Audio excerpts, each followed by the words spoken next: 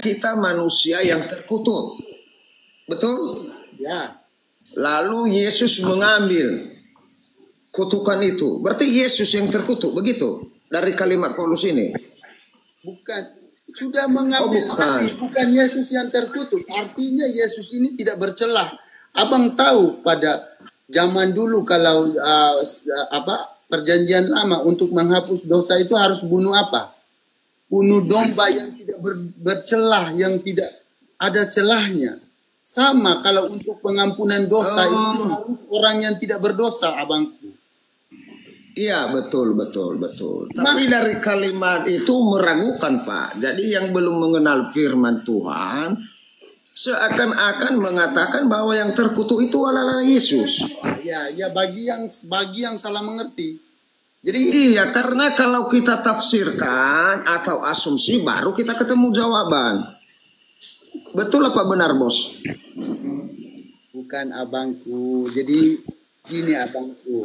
Biar saya baca lagi. Saya penasaran juga nih, biar jelas lagi di hatiku. Matius berapa? Matius. Galatia 3:13, abangku. Galatia 3 ayat 3. Galatia 3:13. Oh ya, sebentar dulu ya. Dibenarkan oleh karena iman. Oh ya, Galatia 3 ayat 13. Oke. Kristus telah menebus kita dari kutuk hukum Taurat dengan jalan menjadi kutuk karena kita. Iya, jadi kutuk Kristus itu jadinya karena kita. Sebab ada tertulis, terkutuklah orang yang digantung pada kayu salib. Berarti kalau kalimat si Paulus ini saya bisa pahami, jadi seakan-akan Kristus itu sudah dikutuk. Coba baca ya. Kristus telah menebus kita. Kristus menebus kita dari kutuk hukum Taurat. Terus dia berkata ke bawah, terkutuklah orang yang digantung pada kayu salib.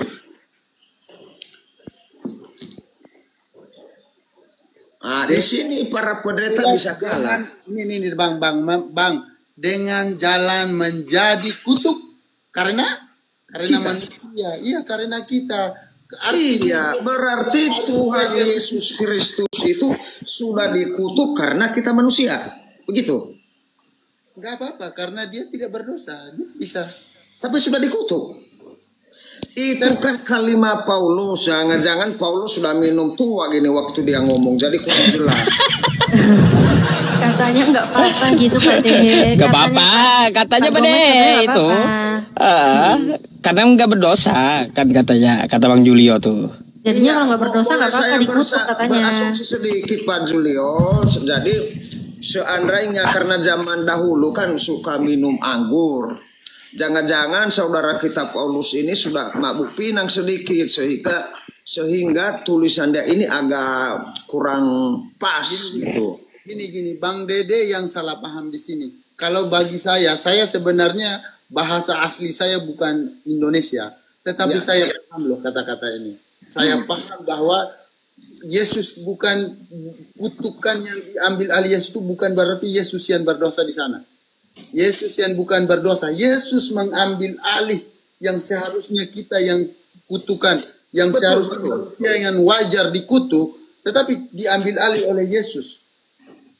Iya, betul itu, betul. Saya sependapat. Jadi karena sudah diambil alih oleh Yesus kutuk itu, maka sama Yesus ada kutuknya, bukan sama saya. Ya, makanya. Karena dia sudah ambil alih.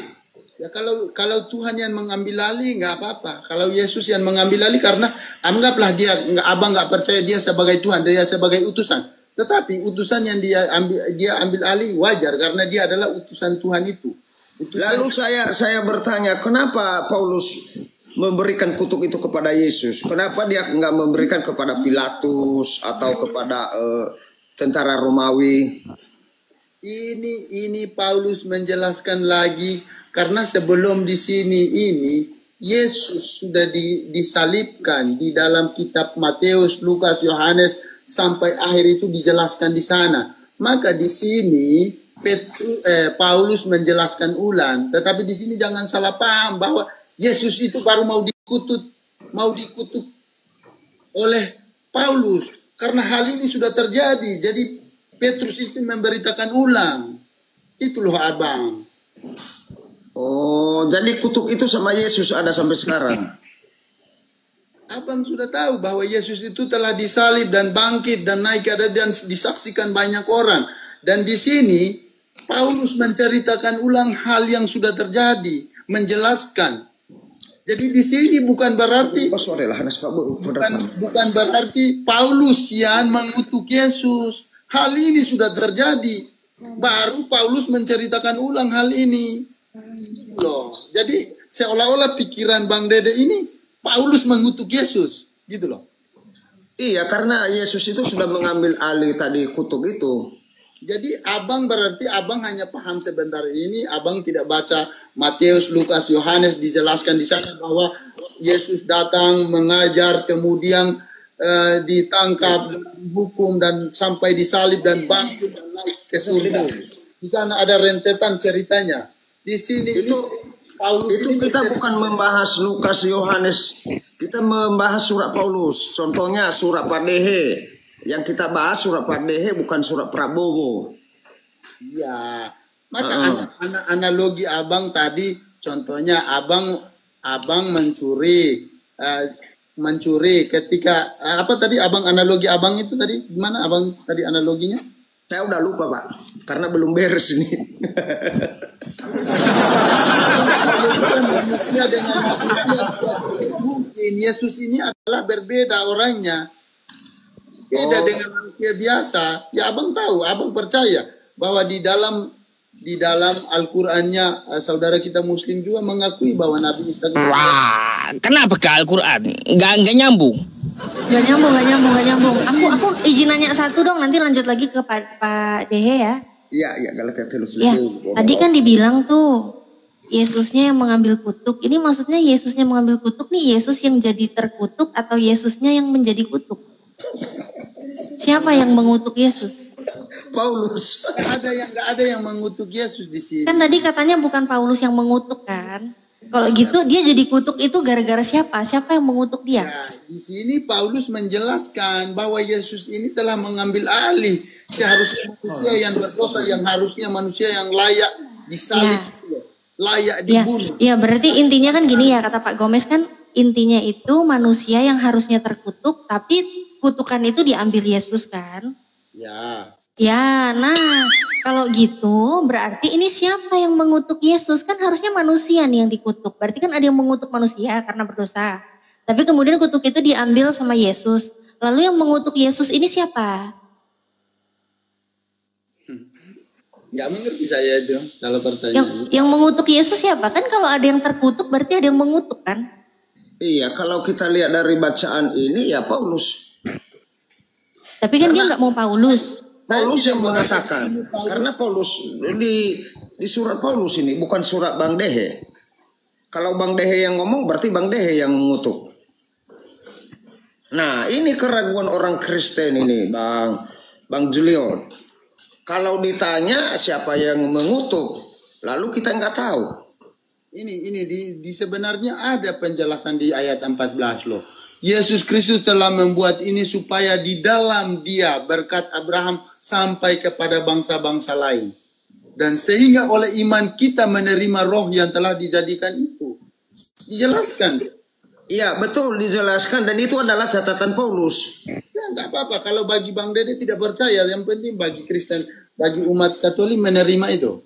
Jadi jangan diimani saja, Pak. Jangan diimani saja, harus ditanya yang betul. Ini kalau bagi saya masuk di logika saya. Kalau bagi Bang Dede nggak masuk, nggak masalah. Itu nggak bisa dipaksakan karena kita tidak bisa memaksakan logika berpikir seseorang.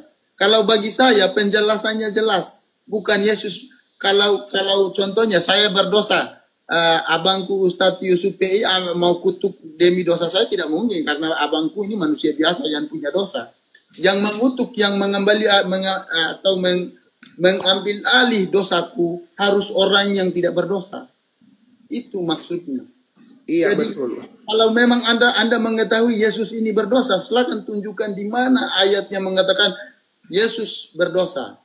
Karena Iya, ini yang kita tanya ini Bang Julio. Jadi yang mengutuk Yesus itu siapa sehingga Paulus bisa menulis surat itu? Contoh, saya kasih contoh ya. Pak Julio sudah mencuri ayam. Lalu siapa yang menuduh? gimana? Dari mana sumbernya? Ini kan katanya terkutuklah. Lalu dari mana si Paulus ini ngambil itu bahwa Yesus itu terkutuk? Gak bisa. Siapa yang mengutuk Yesus? Gak bisa manusia dikomparasikan dengan seorang Yesus. Beda. Kita berandai-andai bosku, kita berandai-andai. Kita buka, jangan terlalu fokus kita, santai saja. Jadi biar terbuka wawasan kita gitu. Gini Bang Dede, kalau orang Yesus disamakan dengan manusia tentu sudah berbeda Bang. Oke, memang berbeda.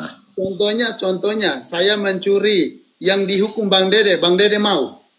Karena kita dua sesama manusia.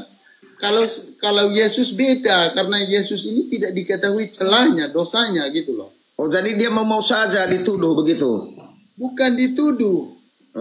Ini Paulus menceritakan kembali hal ini sebenarnya sudah terjadi, sudah tercatat di dalam Matius, Lukas, Yohanes, dan Markus bahwa Yesus telah mati, dan ada rentetan ceritanya bahwa Yesus telah mati di kayu salib dan bangkit dari antara orang mati dan disaksikan 5.000 dan disaksikan banyak orang dan telah naik ke surga. Itu ada rentetan ceritanya. Kalau abang mau tahu di mana ya, Matius 26 ayat panjang 26. banget, nggak ada jawaban siapa yang Paulus bukan mengutuk. Iya, Paulus iya, saya menjelaskan. terima jawabannya, bukan Paulus yang mengutuk. Lalu siapa, Pak? Siapa? Enggak ada Siapa? yang mengutuk di sini. Di sini Terus, Paulus menjelaskan jadi dirinya bahwa dia sendiri. Jadi Yesus mengutuk dirinya sendiri gitu. bukan Paulus mengutuk. Di sini Enggak, ini Yesus kan nggak ada yang ngutuk Yesus. Jadi ini maksudnya Yesus ini ngutuk dirinya sendiri. Bekas bapak. Kalau saya tanya kakak Natalia sama apa itu kutuk? Kutuk itu apa sih? Ya, kutuk. Pak Julio, coba ditelepon dulu Bapak Pastor supaya bisa kita paham ini. Soalnya saya juga belum begitu mengerti sekali. Apa yang Abang Dede mengetahui tentang kata kutuk? Coba Abang jelaskan. Kutuk itu apa sih? Saya nggak tahu, makanya saya tanya. Laknat, kutuk. Kutuk itu apa sih? Dosa atau apa sih? Mau pakai definisi KBBI apa enggak nih? Aku bukain KBBI kalau mau.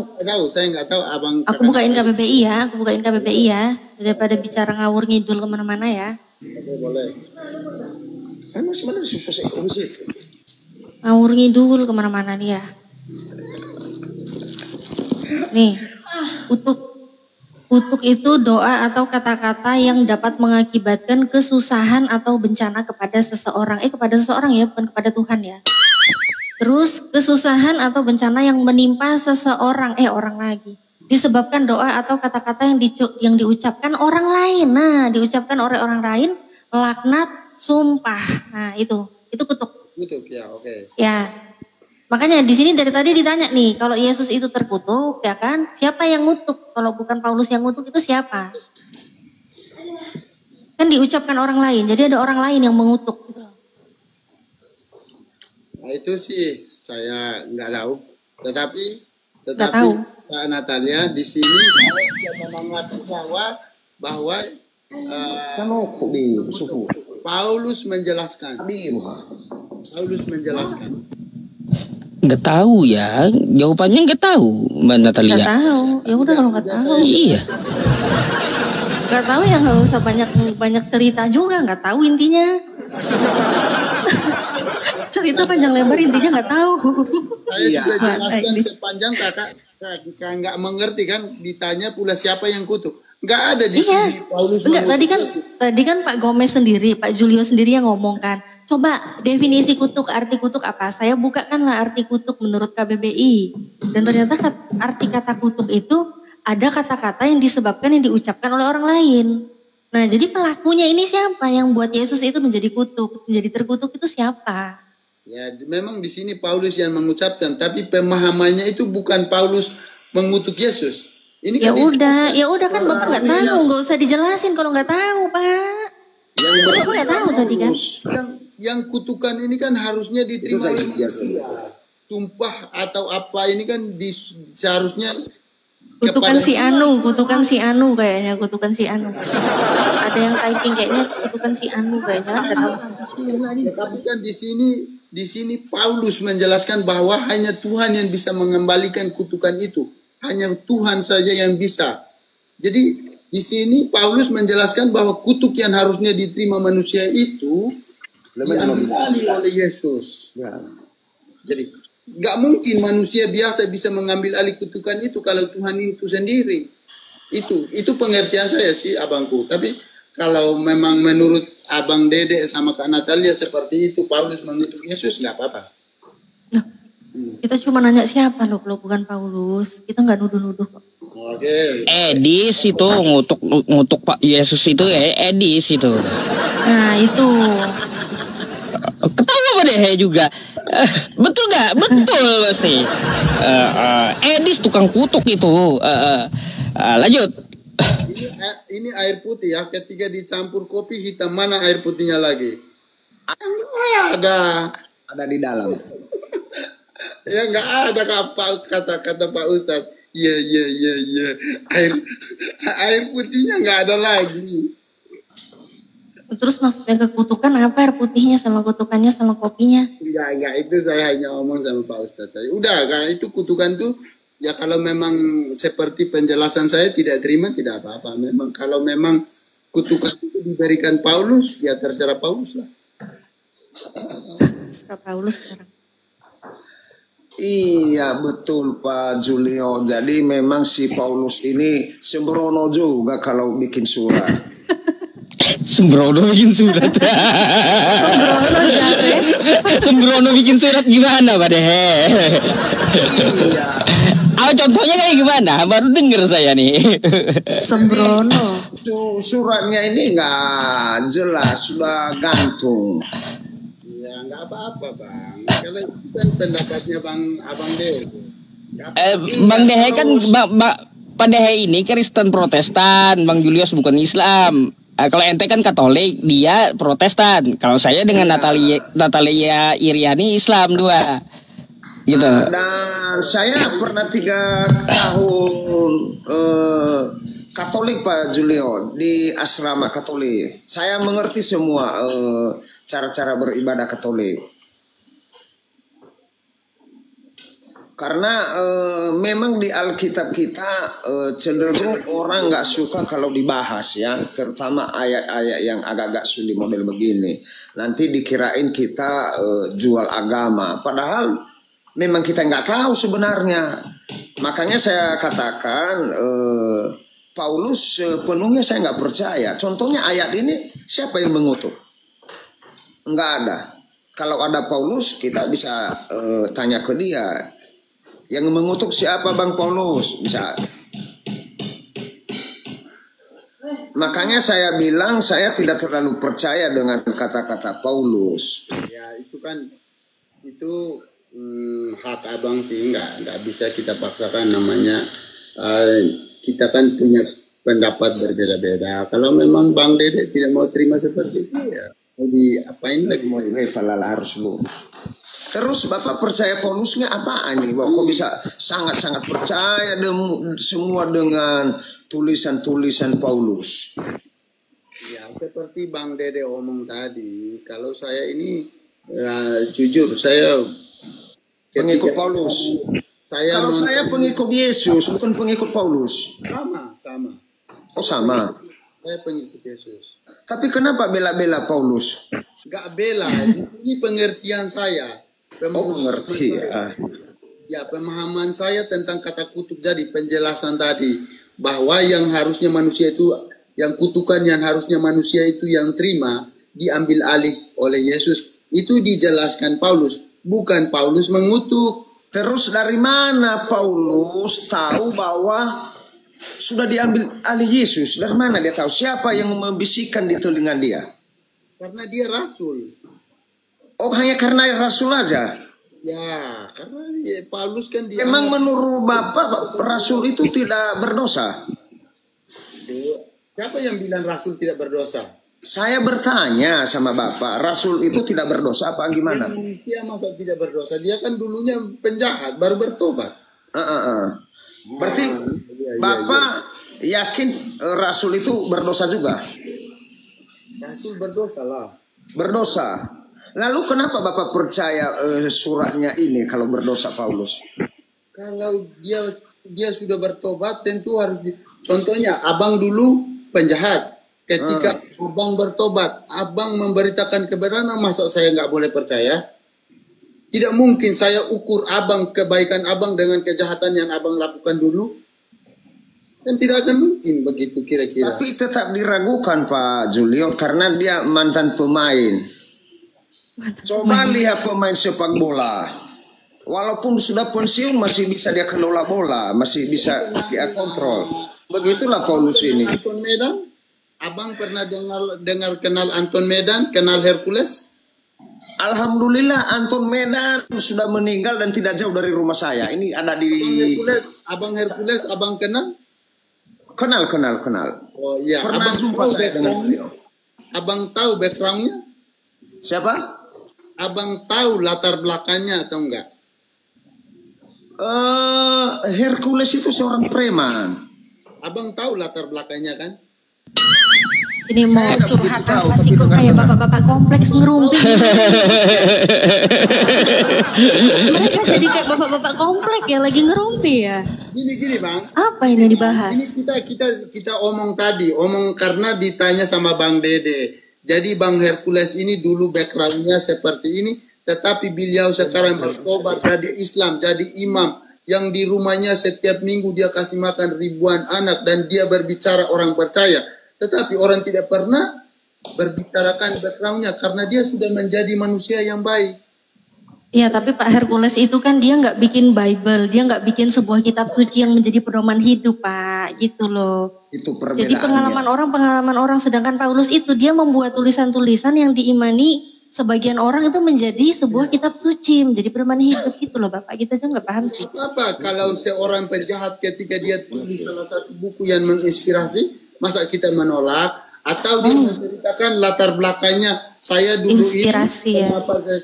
kenapa saya menjadi... Ustadz, aku maju boleh nggak? Aku gergetan soalnya. Boleh ya? Boleh Ya, silakan. Aku maju ya. Iya, nggak Ini apa-apa. soalnya mumet dia. Gue lama-kelamaan membiarkan mereka kayak bapak-bapak komplek nanti gitu loh jadinya ya kan. Iya, Ini Pak Julio. Mohon maaf Mbak Natalia. Iya, gimana Pak Dehe? Kita kan belum kenalan. Saya pengen kenalan dulu. Nanti kita bahas sama si Bapak ini karena nggak ada jawaban. Pernah sih dulu satu room, tapi dulu Pak Dehe belum kayak gini. Dulu Pak Dehe di roomnya Bang Blender dulu. Oh tapi iya, udah lah, itu betul. udah lewat iya, dulu benar, ya. iya. Saya Pernah mau sampai nanya, saya kayaknya emosi pernah. sama Pak Dehe dulu ya. Soalnya Pak Dehe ini 180 derajat Ustadz. Dulu nggak kayak gini dia orangnya. Bisa aja man. Iya, ini udah berubah 180 derajat ya. Iya, Pak Julio ya. Tadi ini kan sebenarnya ditanyain sama Pak Dehe. Tapi memang kita yang nyimak di bawah ini memang nggak dapat poinnya gitu loh. Tapi kalau tadi bilang nggak tahu ya nggak tahu Pak Julionya. Sebenarnya kalau dari Bible sendiri, kenapa sih Paulus kok bisa mengatakan terkutuklah orang yang digantung pada kayu salib? Di situ kan Paulus ngasih kode tuh. Sebab ada tertulis. Ya kan? Ada nggak di situ? Sebab ada tertulis. Ya. Ada kan? Nah, sebab ada tertulis, terkutuklah orang yang digantung pada kayu salib. Memang ada. Tertulis, itu di perjanjian lama. Di ulangan 21, 23. Coba di ulangan 21, 23. Di situ maka akan tahu jawabannya siapa yang mengutuk Yesus. Apakah kutukan yang di perjanjian lama itu diarahkan kepada Yesus? Nah, coba dibaca dulu. Karena kalau di ulangan 21, 23, udah baca belum? Ulangan 21, 23. Belum, ulangan 21. Nah, dibaca dulu. Ya, boleh. Karena di sini Paulus kan ngomong sebab ada tertulis, berarti kan ada penyebabnya nih sebelumnya apa? Janganlah. Ini penguburan orang yang dihukum mati ya. Apabila seorang berbuat dosa, yang sepadan dengan hukuman mati lalu dihukum mati. Ini berbicara tentang manusia. Jadi ini Ya manusia. hmm, Tentang orang yang digantung kan, sama halnya dengan di Galatia. Di Galatia 3:13 juga Paulus menarasinya kan orang yang digantung. Bukan Tuhan yang digantung kan, orang kan. orang yang digantung terkutuk oleh Allah. Janganlah engkau menajiskan tanah yang diberikan Tuhan Allahmu kepada menjadi milik pusaka. Saya mengerti kakak. Cuman saya tidak punya kemampuan untuk menjelaskan hal ini. Oke, Karena kita baca kutukan ya. yang di sini ini kutukan yang diarahkan kepada manusia. Yang harusnya manusia itu dikutuk, diambil alih oleh Allah itu sendiri. Sehingga kutuk yang ada harusnya manusia yang terima itu dihapus. Ngerti kan? Kita baca ya Pak Julio ya. Ya. Saya juga nggak menafsirkan apapun kok, cukup membaca. Ya. Ya. Ini kalau Galatia 3:13 ya, ini saya tampilkan dua-duanya ya. Jadi Galatia sama Ulangan saya tampilin. Kalau di Galatia 3:13 kan Paulus mengatakan gini. Kristus telah menebus kita dari kutuk hukum Taurat dengan jalan menjadi kutuk karena kita. Sebab ada tertulis, terkutuklah orang yang digantung pada kayu salib. Ya kan? Nah, ternyata Paulus ngomong sebab ada tertulis, memang ada datanya. Paulus ngomong ini ada tertulis, terkutuk orang yang digantung pada kayu salib. Ini ingat ya, orang ya, bukan Tuhan ya, tapi orang ya. Kita lihat. Sebentar, jangan tapi dulu. Di sini saya tidak menafsirkan, saya hanya bacain. Oke, silakan. Ya, kita ingat aja kata-katanya Paulus. Ada tertulis orang digantung pada kayu salib itu terkutuk. Oke. Nah, kita mau tahu nih penyebabnya. Siapa sih yang ngutuk gitu loh? Pelakunya, bukan penyebabnya. Kita mau tahu pelakunya. Ini siapa yang ngutuk Yesus? Kita lihat di Ulangan. Di Ulangan 21:23. Kita lihat. Maka janganlah mayatnya dibiarkan semalam-malam pada tiang itu. Judulnya Tapi, kok judulnya? Diam dulu lah Pak Julio, kenapa panas dibacakan Bible? Mau lihat judul, oke ya, karena dipotong nih judulnya. Penguburan orang yang dihukum mati. Ini judulnya nih, ya. Oke, saya lanjut baca ya, ulangi ya. Kita lihat ya, Ulangan 21:23. Maka janganlah mayatnya dibiarkan semalam-malaman pada tiang itu. Tetapi haruslah engkau menguburkan dia pada hari itu juga. Sebab seorang yang digantung terkutuk oleh Elohim. Janganlah engkau menajiskan tanah yang diberikan Tuhan. Nah, ini Paulus ngomong yang di Galatia ada dasarnya. Sebab ada tertulis, terkutuklah orang yang digantung pada kayu salib. Dasarnya di sini. Ulangan 21:23. Ternyata orang yang digantung di kayu salib, ternyata orang itu digantung itu dikutuk oleh Elohim. Gak percaya, ini bukan tafsiran saya. Kita klik di Galatia. Ini di Alkitab Sabda, ini ada tanda biru di sini ya. Ini tanda biru di sini, saya klik nih. Saya klik ya. Ternyata saya klik di sini. Nah, ini dikasih catatan nih, dikasih catatan. Galatia 3:13. Ternyata tulisan itu ada di mana? Ulangan 21:23. Betul kan? Sama kan dengan yang saya tampilkan tadi? Ya. Jawabannya di situ, Pak. Oke, saya tanggapi ya. Ya, kalau di sini sebentar sebelum ditanggapi. Di sini jelas ya kalau kita baca data ternyata terkutuk oleh Elohim. Elohim itu kan Tuhan Bapak ya, ada Bapak ngutuk anaknya ini kalau kita lihat. Silakan, Pak. Ya, makasih ya. Di sini kita tadi kaitkan dengan Ulangan tadi. Di sini di Galatia 3:13 ini kata kuncinya itu kata menebus. Kristus telah menebus. Artinya kutukan yang di Ulangan tadi itu ditunjukkan kepada manusia. Jadi hanya Allah lah yang bisa mengembalikan keadaan itu. Jadi Allah yang mengutuk, Allah lah yang bisa menebusnya itu. Jadi iya. Jadinya Elohim lah yang bisa mengutuk itu kan? Enggak, di situ kan Elohim yang mengutuk manusia. Abang kakak mengerti ini. Jadi saudara Kristen yang di bawah atau Katolik yang di bawah, ini kata kuncinya di Galatia 3 ini, kata kuncinya itu Kristus telah menebus. Karena di ulangan itu, kutukan itu kan Elohim yang mengutuk manusia. Sehingga di sini Petrus menjelaskan sebentar. Di ulangan itu Elohim mengutuk manusia yang bagaimana? Yang digantung apa yang di apa? Ya, yang digantung di kayu salib. Yang digantung pada kayu salib. Di sini di Galatia 3:13 ini kata kuncinya di awal ya, saudara-saudara Katolik atau Kristen di bawah, bahwa kata kuncinya Kristus telah menebus. Jadi kutukan yang artinya yang dijelaskan di dalam ulangan itu telah ditebus oleh Kristus. Sehingga Kristus di sini dijelaskan Paulus bahwa Kristus ini yang bisa menebus itu. Kalau manusia tidak bisa menebus, yang bisa menebus itu yang dulu memberi kutuk dan dia yang berhak untuk menebusnya sendiri. Jadi di sini Paulus menjelaskan bahwa yang hanya bisa menebus itu Kristus.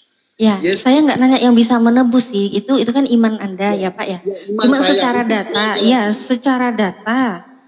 data yang mengutuk itu adalah Elohim. Walaupun dalam iman Anda harusnya dikutuk itu manusia-manusia yang berdosa, tapi dengan Yesus yang tidak berdosa akhirnya dia yang mengambil. Ya podo ae, tetap aja itu Elohim sudah mengutuk orang yang digantung pada kayu salib. Yang digantung pada kayu salib itu kan pada nyatanya udah jelas berdasarkan iman Kristen itu Yesus kan yang digantung kayu salib. Gini, iya kan? Artinya gini, Paulus menilai bahwa Yesus ya ini adalah Tuhan dan hanya Tuhan yang bisa menarik kata-katanya yang menebus atau mengutuk manusia tadi. Iya, jadi, secara data. Di sini nggak salah di sini Paulus menjelaskan. Sementara kata kuncinya ini Kristus telah menebus. Iya. Gini Pak. Di sini kami sama sekali nggak mempermasalahkan ya. Mau teman-teman Kristen mengimani Yesus menebus, Yesus ngambil kutuk, Yesus apa. Kita nggak masalah sama itu, silakan. Nah yang menjadi diskusi kita ini kan secara data. Ya udah jelas. Kalau secara data Paulus aja dengan jujur mengatakan Kristus telah menebus kita kan gitu kan. Dengan menjadi kutuk ya kan. Sebab ada tertulis. Terkutuklah orang yang digantung pada kayu salib. Nah ternyata memang tertulis di ulangan 21-23. Ternyata orang yang dikutuk itu yang digantung di kayu salib itu dikutuk oleh Elohim. Ya udah Elohim itu kan Tuhan Bapa kan. Ya terjawab Tuhan Bapa ngutuk Tuhan Anak. Gampang. Penjelasan ini kata kuncinya di penebus. Kata kuncinya apa lagi? Iya nggak apa-apa menebusnya kita nggak bahas menebusnya di sini. Kita bahas siapa yang ngutuk Yesus gitu. Terjawab kan? Ada kaitannya. Oke, baik. Kalau mau ke menebus, masalahnya siapa yang mengutuk sudah beres. Kalau gitu menebus ya, baik. Di sini saya sangat menghargai ya iman Anda mengatakan Yesus telah menebus. Saya nanya dong, kalau menebus ini berarti kan ada sesuatu yang menerima tebusan itu. Ini Yesus ini menebus kalian kepada siapa? Diserahkan kepada siapa? Karena hukuman itu kan harus yang artinya bukan hukuman ya, kayak yang tadi. Kutukan itu kan Allah yang memberikan kepada manusia. Allah mengutuk. Iya. Karena dengan tadi bahas mengutuk, minta bahas penebusan. Giliran bahas menebus, minta balik ke kutuk. Ini maunya apa? Iya toh Pak. Ini gak ngerti. Sementara ayat ini ada sambungannya. Tadi kan bahas kutukan udah selesai. Katanya minta bahas tebusan. Ya kalau tebusan saya nanya, ini menebus kepada siapa? Tuh Pak Dehenya ngakak kan dengerinya. Iya menebusnya kepada siapa? Kepada siapa? Bahwa yang harusnya kutukan yang harus diterima oleh manusia itu ditebus oleh Kristus. Sekarang lari ke kutukan. Pak Julio mending kalau nggak tahu bilang aja nanti aku kasih tahu. Aku dulu Kristen, aku belajar, tahu aku. Bukan nggak tahu, kakak. Terus siapa? Oke, kepada siapa? Kepada siapa? Nanti setelah dijawab jelasin nggak apa-apa. Tapi kepada siapa? Pakai data. Di sini kakak, supaya kakak jangan potong-potong ayat. Di sini ini ayat 13 ini nyambung loh. Kristus telah menebus kita dari kutuk hukum Taurat. Ini ada sambungan katanya. Jadi kakak potong ini, potong ini, potong ini. Kakak lupa kata kuncinya adalah penebusan. Iya, saya nggak lupa. Makanya saya nanya penebusan itu dia menebusnya kepada siapa? Itu yang saya tanya. Menebusnya kepada siapa? Manusia. Menebusnya kepada manusia. Datanya di mana menebusnya kepada manusia? Bukannya manusia itu yang ditebus. Sekarang gini, aku punya barang nih, anggaplah gincuku ini emas batangan ya. Emas batangan ini ku gadein. Gincu emas batangan. Aku macam mana? Anggap aja, menghayal dulu lah. Gincu emas batangan. Ya. Anggap aja lah. Kalau gincu nebus di Pegadaian nggak bisa, Pak Ustadz, ya kan? Iya, lanjut. Anggap aja gincuku ini, anggap aja gincuku ini emas batangan ya guys ya. Menghayal dikit lah. Ya, jadi anggap aja ini emas batangan ya. Jadi si emas batangan ini, aku mau nebus dia. Kenapa kok aku mau nebus? Iya, kan aku kan taruh di Pegadaian. Lalu menebusnya ke siapa? Aku menebus emas batangan ini kepada Pegadaian. Allah, taruhlah ke Allah. Karena Loh, dosa. bentar. Karena Oke. yang Jadi kalau masalahnya Yesus sebentar, masalah gincu emas kan udah selesai nih. Nah, terus kalau masalah yang ini, yang Yesus ini, dia menebus manusia-manusia ini kepada siapa? ya kepada Allah lah, karena yang berhak Datanya, memenebus. ada nggak datanya menebusnya kepada? Galatia 3:13 itu Kristus telah menebus kita dari dosa. Apa kakak masih minta data-data? Terus diserahkannya kepada siapa? Hah? Kepada Habis Bapa. kan menebusnya kepada Allah. Kalau menebusnya kepada Allah berarti kan ngambil dari Elohim kan, ngambil dari Bapa kan? Oke. Kalau menebusnya kepada Allah berarti kan diambil tuh dari Allah. Diserahkan kepada siapa? Kepada Allah kembali. Diserahkan loh, tadi katanya nebusnya kepada Allah. Kalau nebusnya kepada Allah terus diserahkannya kepada siapa? Karena gini, karena kutukan ini kan diberikan Allah kepada manusia, sehingga dia sendiri mengutus firman-Nya untuk menebus kembali, sehingga hubungan antara manusia dengan Allah itu tidak jauh lagi. Tadi menebusnya itu kan kepada Allah. Theos, ya kan, kepada Elohim. Nah, Yesus menebus kepada Elohim, berarti kan dia ke Elohim nih. Kalau aku kan ke Pegadaian, ku ambil. Terus ku apakan nih gincu emasku tadi nih kan gitu ya. Nah, terus ini pertanyaannya, kalau Yesus ini kok menebusnya ini kepada Allah, kepada Elohim. Itu tidak masuk di akal orang Ya, dia, Kristen. makanya dengerin dulu. Kamu anggap Kan saya kan ngikutin kata-katanya Pak Julio, saya nggak bantah loh. kamu anggap bahwa kutukan itu adalah penggadaian. Itu logika sesat berpikir. Bukan kutukan itu Pegadaian, Bapak. Analoginya Astagfirullahaladzim. Enggak gitu, Bapak. Analoginya Yesus salah, itu kan analoginya menebus manusia. salah, analoginya Saya nggak ngomong salah. gitu. Kau yang dengarnya salah, Pak Julio. Pak Julio coba jangan panik, tenang, nafas, tenang, santai. Oke. Analoginya nggak masuk. Dan Loh, saya nggak ngomong gitu. Saya nggak ngomong gitu. Makanya Pak Julio nggak nyambung. Gini loh, Yesus kan menebus manusia-manusia ini kan yang berdosa, betul kan? Nah, katanya tadi nebusnya itu kepada Allah, kepada Elohim, iya kan? Nah, kalau menebusnya kepada Elohim, terus diserahkan kepada siapa? Kok kepada siapa? Anda tahu Yesus ini dari mana? Saya tanya. Siapa Apa Yesus? sih? Siapa Yesus? Kok malah ke siapa Yesus? Oh, ya, Anda harus tahu dong. Gak nyambung juga nih, kok malah siapa Yesus? Pertanyaan Anda itu nggak Yesus dari mana? Dari tadi. Dari tadi Pak kalian bicara Yesus. Kenapa? Dari tadi lah kalian bicara Yesus. Dari mana? Dari tadi lah. Iya, kok malah tiba-tiba Anda tahu nggak siapa Yesus? Ini gimana? Kita udah ngobrol sampai panjang lebar, terus tiba-tiba kamu nanya, Allah, kamu tahu Yesus itu siapa? Ini yang benar aja dong. Mbak Natalia, standarnya dari Islam. Kami orang Katolik itu sudah percayai bahwa Yesus dan Bapa itu adalah satu. Sehingga kami mempercayai itu, yang menebus atau menebus manusia dari kutukan dosa itu adalah Bapa dan Yesus adalah satu itu sendiri. Coba daripada khotbah, Bapak baca 1 Korintus 5:5. Di situ Bapak tahu orang-orang itu tuh diserahkan kepada siapa? Di akal saya gitu loh. Kecuali Yesus dan Bapa ini terpisah. Enggak. Kalau dibilang pertanyaan saya nggak masuk akal Anda, memang sebenarnya harus dibolak-balik gitu loh kalau mau ke akal Anda.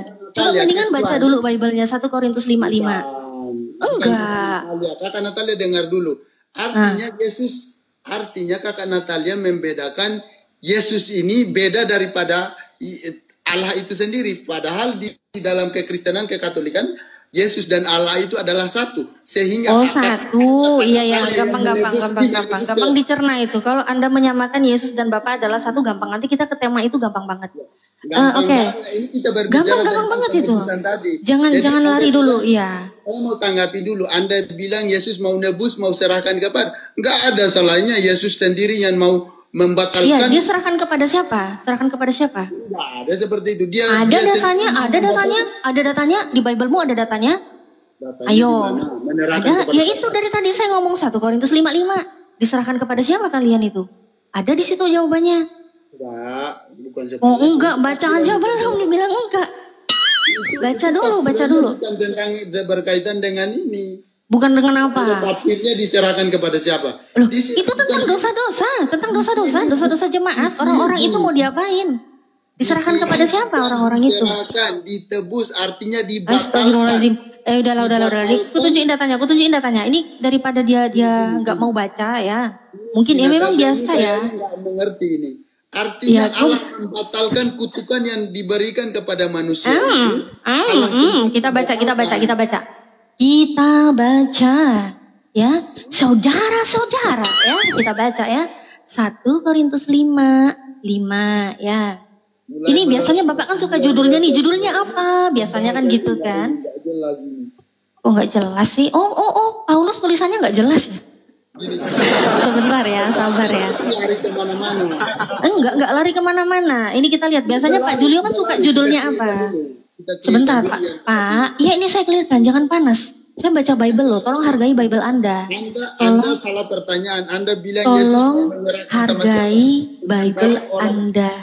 Orang Ya. iman percaya bahwa orang Katolik Iya, atau Kristen iya, percaya enggak Yesus apa-apa, dan enggak apa-apa. Bapa itu adalah satu. Enggak apa-apa. Ini kan juga Bible-nya kan dipakai Katolik juga kan? Menebus Kemana atau khotbah? membatalkan Jangan khotbah lah. Saya mau baca Bible Anda, jangan khotbah. itulah di sini. Khotbah Anda dengan Bible Anda itu derajatnya lebih tinggi Bible Anda loh.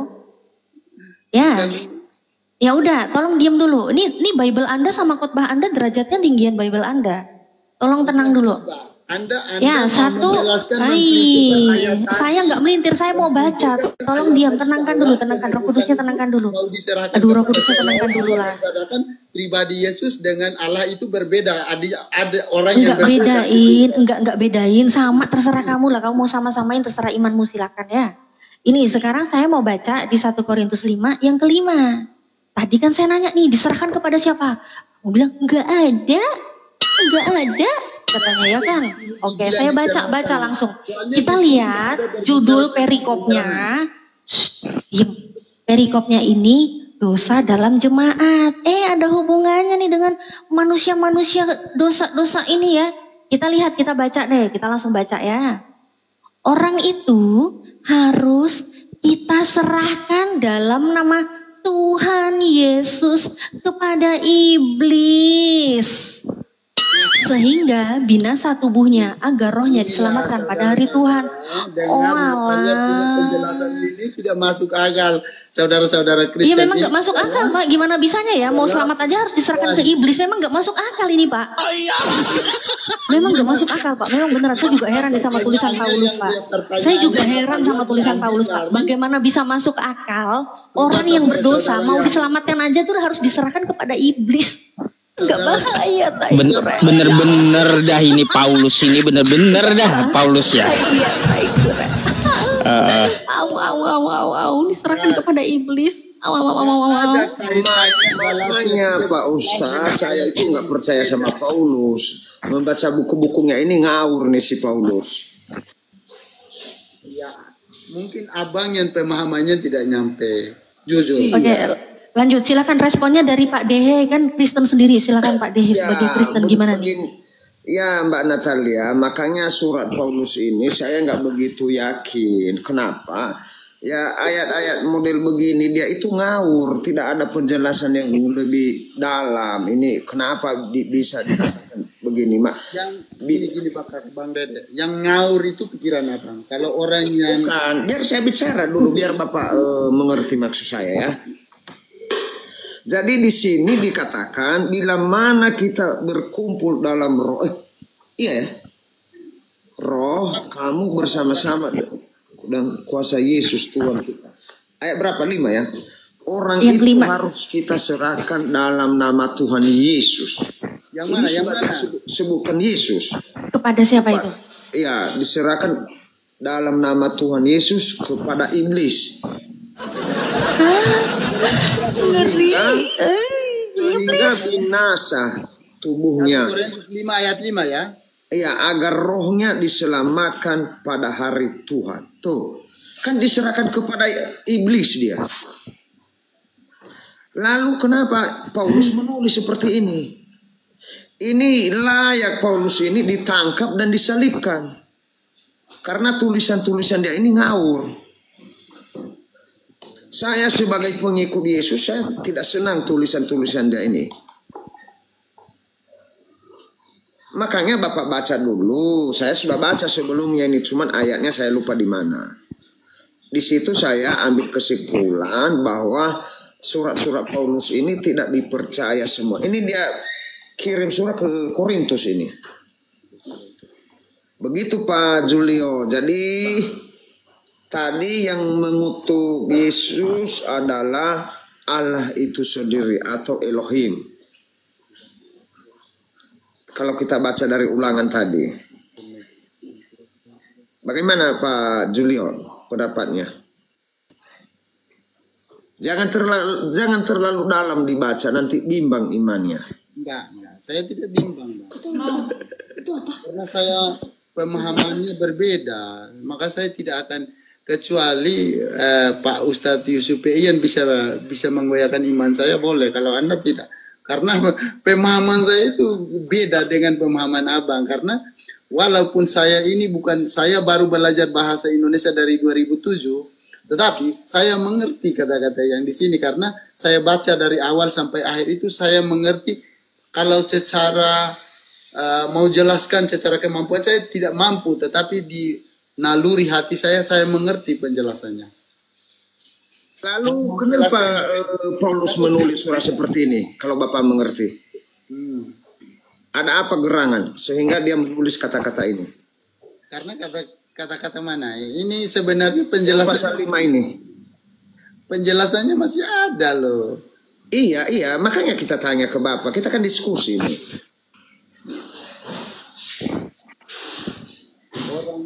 Orang itu harus kita serahkan dalam nama Tuhan Yesus. Ini orang itu harus kita serahkan dalam nama Tuhan Yesus. Ini tidak ada kaitannya kan dengan Galatia 3:13 tadi. Gak ada kaitannya. Di sini dosa dalam jemaat. Artinya di dalam jemaat ini ada manusia-manusia yang tidak semuanya bersih. Ada yang berdosa gitu loh. Jadi nggak ada penjelasan hubungannya dengan penebusan yang hukum apa? Penebusan tadi di Galatia dengan ulangan tadi. Nggak ada hubungannya dengan ini. Ini penjelasannya lain. Itu loh maksudnya.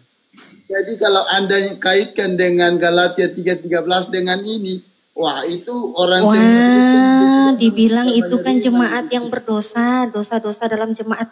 Emangnya Kristen-Kristen ini bukan jemaat toh Pak? Makanya Anda tidak bisa membedakan. Bukan dosa. jemaat, Anda bersih, Anda nggak berdosa Pak. Enggak. Bukannya tadi katanya Yesus itu menebus dosa ya, menebus Anda dari tidak kutuk bisa ya. membedakan Terus? dosa dengan apakah di Galatia tadi kita berbicara tentang dosa? Ya iya dong. Terus tentang apa lagi? Katanya tadi menebus manusia-manusia. Tadi yang katanya manusia-manusia ini berdosa, Bukan, tapi apakah akhirnya itu diambil sama dengan sama dosa? Yesus yang tidak berdosa. Katanya gitu tadi. Kutukan itu sama dengan dosa, saya tanya. Apakah arti Loh, kutuk sama dosa? kutukan bukan dosa, kutukan bukan dosa. Kenapa Kutukan bukan dosa. Anda kaitkan? Cuma kan tadi Anda mengatakan harusnya yang terkutuk itu manusia karena manusia yang berdosa. Iya kan? Nah, di Kan tadi Anda yang bilang gitu. Adanya kutukan itu harusnya kepada manusia yang berdosa, tapi Yesus nggak berdosa. Dia bisa mengambil kutukan itu, kan katanya gitu tadi. Gimana sih? Saudara Kristen, jangan terpengaruh dengan kata-kata. Jangan terpengaruh. Panik ya.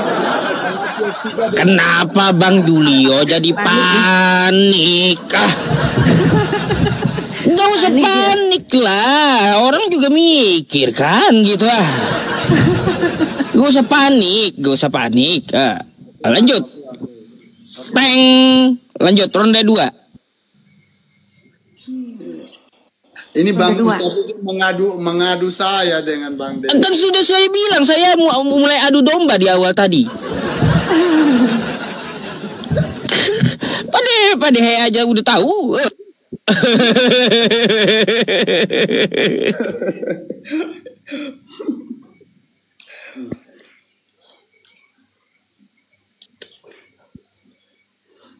Oke lah Bang Dede. Ini ya nomor 5 ini jadikan PR kepada saya. Saya memang nggak bisa artikan ini. Orang itu harus kita serahkan dalam nama Tuhan Yesus kepada iblis. Sehingga binasa tubuhnya agar rohnya diselamatkan pada hari Tuhan. Emang Paulus ini gila ini Paulus. Astagfirullahaladzim. Bukan aku yang bilang ya, bukan aku yang bilang. Nah, saya jadi wasit, gak apa-apa jadi wasit aja saya.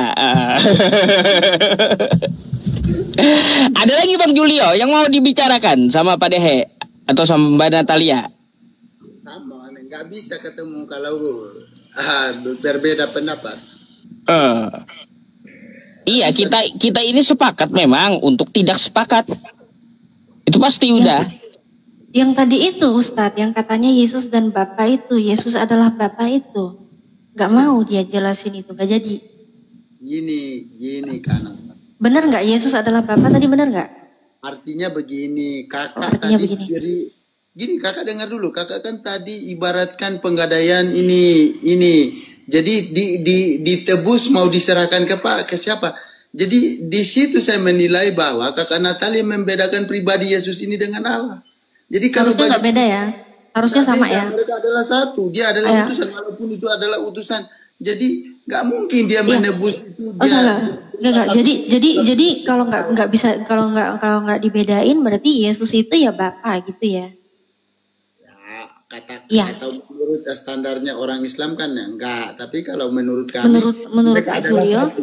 ya Mereka kan saya nggak bilang menurut saya, menurut Pak Julio gitu loh. Satu Menurut Pak visi Julio. dan satu misi. Jadi Terus? ketika dia membatalkan kutukan itu berarti itu Iya adalah misi udah Allah. kita udah nggak ngomongin kutuk lagi Bapak, sudah merdeka. Kita nggak ngomongin kutuk lagi. Sekarang yang saya tanya ini Yesus dan Bapa ini satu ya, Yesus adalah Bapa ya. Yesus dan Bapa adalah satu Ya. visi, satu misi. Katanya kan jangan dibedain tuh. Maksudnya dibedain lah Yesus Dibedain. manusia dan Yesus datang di bumi, masa nggak bisa Beda ya. Beda berarti. Yesus dan Bapa beda. Iya, kalau bagi standarnya kakak Natalia tidak beda, bagi kami beda, karena Bukan standar saya cuma nanya. dia telah menjadi manusia, tetapi bukan berarti visi dan misinya beda dengan Allah Yang menjadi manusia itu Bapa. Firman-Nya. Walah, muter-muter dia ini. Dan Allah ini, Yesus ini adalah firman Allah. Bukan Iya. muter-muter. Ini jadinya adalah satunya nih, maksudnya satu visi, satu misi. Tapi Bapa sama Yesus beda. Beda. Artinya gini, apa yang dilakukan Yesus itu adalah sudah direstui Allah Bapa. Terus yang dilakukan Yesus itu Bapa juga enggak? direstui. Karena Enggak kan direstui. Kan direstui kan? Saya nggak nanya restuin lagi nih. Yang saya nanya, apa yang Yesus lakukan itu apakah Bapa juga sama? Karena dia satu visi, satu misi. Sama ya? Nah, Sama. Berarti kalau Yesus melakukan pekerjaan itu, Bapa pun melakukan pekerjaan itu ya? Oke, berarti kalau di Lukas 11:27 udah baca? belum. Oke, Lukas 11:27 tuh, coba silakan dibaca. Saya baca. Katanya kan apa yang dilakukan Yesus, apa yang dikerjakan Yesus, Bapa pun juga mengerjakan itu. Kita lihat nih, pekerjaan Yesus di Lukas 11:27. Apa di sini? Apa di sini? Siapa yang berbahagia? Ketika Yesus masih berbicara, berserulah seorang perempuan dari antara orang banyak dan berkata kepadanya, berbahagialah ibu yang telah mengandung engkau dan susu yang telah menyusui engkau. Tetapi ia berkata, yang berbahagia ialah mereka yang mendengarkan firman Allah dan yang memeliharanya. Di Lukas 11:27 itu ada pekerjaan Yesus di mana Yesus itu minum susu. Jadi Yesus minum susu, Bapa minum susu juga. Nah, disinilah logikanya. Disinilah sesat logikanya. Tadi saya sudah bilang. Tadi kan katanya kalau Yesus melakukan pekerjaan, Bapak pun juga. Katanya kan gitu. Masa giliran Yesus kerjanya nyusu, Bapak nggak ikut nyusu? Standar kakak Natalia ini menyamakan manusia dengan Allah. Itu salah. Saya nggak nyamain. Cuma tadi Bapak sendiri yang bilang apa yang Yesus kerjakan, Bapak pun melakukan pekerjaan itu tadi loh. Barusan aja bilang pekerjaan gitu. Loh. Ini bukan pekerjaan. Loh, nyusu kan kata kerja juga. Nyusu, kata kerja itu loh. Minum susu. Nah. Jadi gini, jadi maksud kakak ketika firman itu menjadi manusia, Allah itu juga menjadi manusia gitu. Enggak, aku nggak mau nafsirin itu. Aku nggak nafsirin itu, Pak. Cuma kan tadi Bapak yang bilang, apa yang Yesus kerjakan, Bapak pun juga melakukan kerjaan itu, gitu loh. Iya, Mbak Natalia, boleh aku bertanya? Jadi ini saya bertanya. Jadi kalau masalah susu memang repot, sulit dia menjawab Bapak ikut nyusu apa enggak repot ya. Silakan Pak Dehe. Saudara-saudara Kristen yang dibawa ini kakak Natalia ini tuh kalau penilaian saya sesat logika cara berpikirnya. Enggak tahu aku cara berpikirnya. Enggak dijawab cuma bilang sesat logika ya, enggak dijawab cuma bisa bilang sesat logika. Pak Julio, saya juga penasaran nih Pak Julio. Saya sebagai umat yang percaya kepada Yesus, dengan kata Bapak tadi, apa pekerjaan Yesus itu juga pekerjaan Bapak. Lalu ketika Yesus minum susu, Bapak minum apa? Saya juga bingung jadinya. Bisa jadi tuh, ya betul.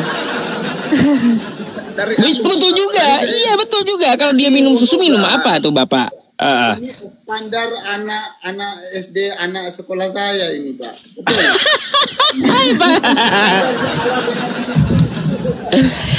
Bang Julio katanya kan tadi apa? Gimana? Dengarkan ya penjelasan Pak Dehe tadi kayak gimana? Ini bagi saya itu adalah sesat logika. Satu sisi bukan sesat logika. Ajarannya. Bapak sendiri yang mengatakan bahwa apa pekerjaan Yesus itu juga pekerjaan Bapa. Lalu ketika Yesus lahir, apa pekerjaan Bapa di situ? Saya mengikuti kata-kata Bapak aja. Kita secara bahasa sederhana. Lalu ketika Yesus dari sini minum cucu, Anda sama sekali tidak mengerti Injil. Betul. Enggak, memang enggak ada di Injil dikatakan. Sudah dijelaskan dari Yohanes 1 itu sampai akhir sampai menjelang manusia. Masa Anda samakan si manusia ketika dia menjadi manusia, sifat manusianya disamakan dengan sifat ilahi? Itu beda, sesat logika Pak. Tapi dari keterangan Bapak tadi saya ambil ini. Bukan saya. Maksud saya itu pekerjaan di dalam pengajarannya, bukan ya, di dalam. Mestinya Bapak begitu berkata. Yesus susu, Allah Bapak susu itu sesat logika namanya. Tapi ada datanya loh, Alkitabiah loh, Bible loh. Kemana? Ini yang di bawah juga udah bosan dengerin dia ya. Iya. Ini sebenarnya habis ini ganti pemain nanti. Iya, habis ini ganti pemain ya. Sebenarnya ada datanya Pak Dehe. Nanti ini buat amunisi Pak Dehe ke dia ya Pak Dehe ya. Kolose 2:9 itu Pak, paling Pak Dehe juga udah pernah tahu nih. Karena di Kolose 2:9 itu sebab di dalam Yesus berdiam secara jasmani itu keseluruhan keilahian.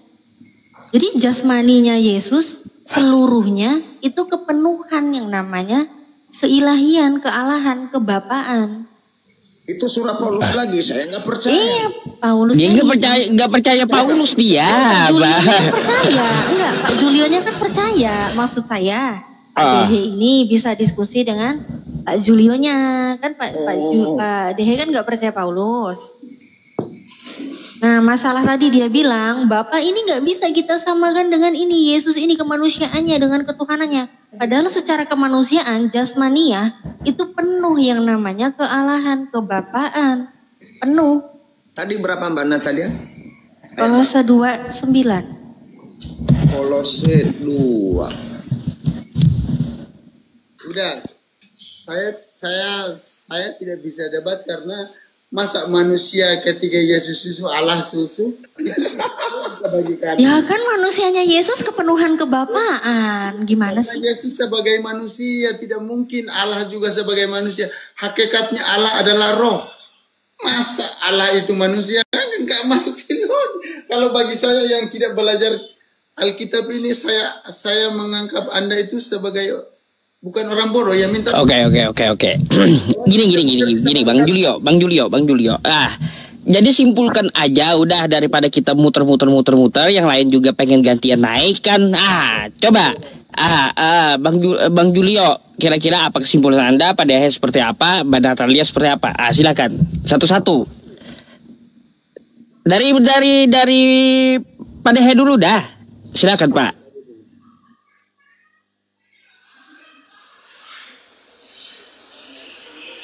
Silakan Pak De. Mic-nya ke-mute itu Pak Dehe. Aduh. Kasihkan lihat Pak Julio, jadi saya bingung sendiri saya. Gimana Pak Ustaz?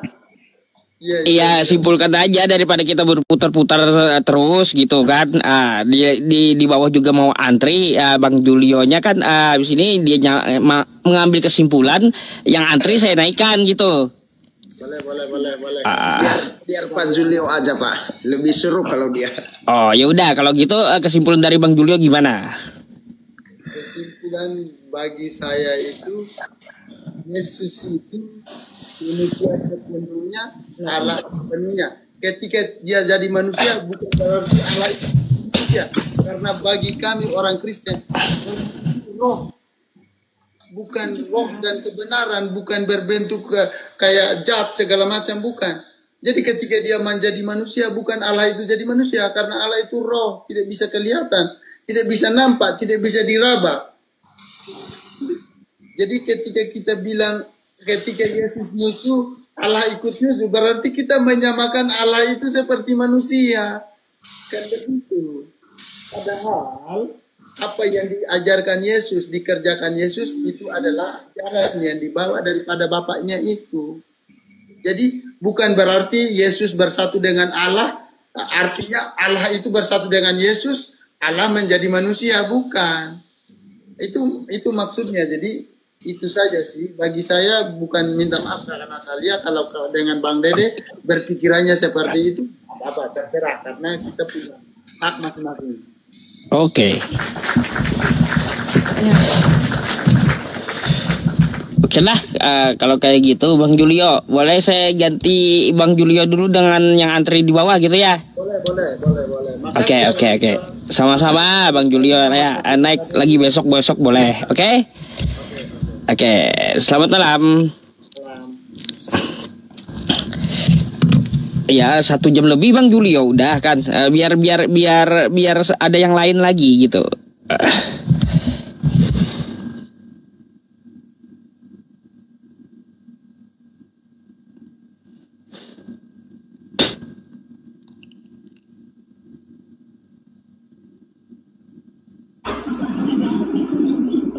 Halo, selamat malam Bu. Selamat malam. Silakan dibuka kameranya dulu Bu. Ya.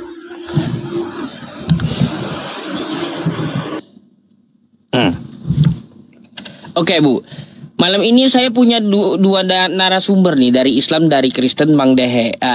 Kira-kira Anda mau bertanya apa? Kami akan layani dulu dengan baik ya pertanyaannya. Tapi nanti mungkin ada terjadi tanya jawab kan gitu, gantian boleh?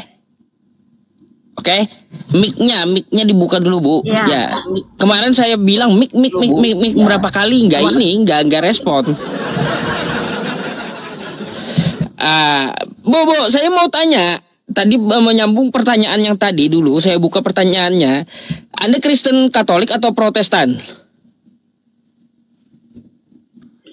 Katolik. Berarti percaya dengan Paulus? Semua yang dicatat di Alkitab saya percaya. Wah, percaya Pak Dehe. Pak Dehe aja yang kagak percaya dengan Paulus. Paulus tuh sakti loh Pak Dehe. Iya, kenapa nggak dipercayai? Paulus tuh sakti mengadakan banyak mukjizat. Kayak gimana?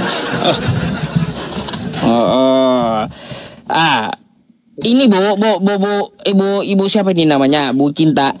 Teman kita di atas tuh, di atas kepala Anda tuh, yang ruangan atas nih ya, di samping saya.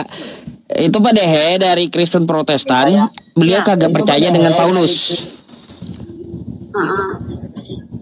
Paulus tuh menyesatkan. Nah, gimana tanggapan Anda? Udah mualaf dia kan? Hah? Mualaf? Pak Dehe katanya Pak Dehe mualaf. Fitnah lagi. Ya, Dia Kristen, tapi nggak percaya dengan Paulus. Sedangkan Anda ibunya percaya dengan Paulus. Kayak gimana tuh?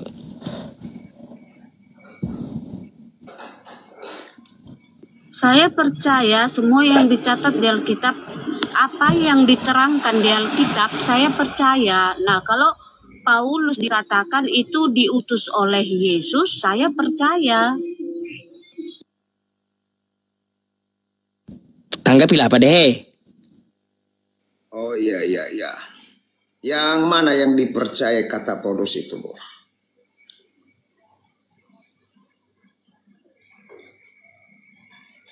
Nah, kalau tentang Paulus itu di Kisah Para Rasul kan? Di Kisah Para Rasul, Yesus menjumpai Paulus itu, Yesus itu memancar sebuah cahaya dari langit mengelilingi Saulus itu. Jadi Yesus itu menjumpai Paulus Yesusnya berupa cahaya memancar dari langit. Ya, Yesus itu bukan turun ke bumi, tetapi cahaya memancar dari langit. Begitu. Kenapa Yesus itu berupa cahaya memancar dari langit? Itu kenapa? Karena Yesus sudah bangkit dari kematian dan dia naik ke surga. Artinya dia naik ke surga itu sudah dalam wujud Tuhan Allah. Gitu. Yang naik ke surga siapa, Bu? Yesus. Yesus terangkat ke surga itu di Markus 16 ayat 19. Markus 16 ayat 19. Noise musik siapa tuh ya? Bu Rasmi noise. Ya. Markus 16 ayat 19, Yesus terangkat ke surga. Musiknya dimatiin dulu, Bu. Musiknya dimatiin dulu. Itu musik di depan, nggak punya orang. Udah, oke, lanjut. Paulus yang kita bahas, Bu, bukan Yesus. Paulus. Kalau Yesus, iya. Iya, Paulus itu diutus oleh Tuhan Yesus. Iya, jadi maksud saya begini, Bu. Semua catatan Paulus itu saya tidak yakin semuanya. Contoh tadi yang kami bahas, apakah Ibu tadi mendengarkan sebelum naik?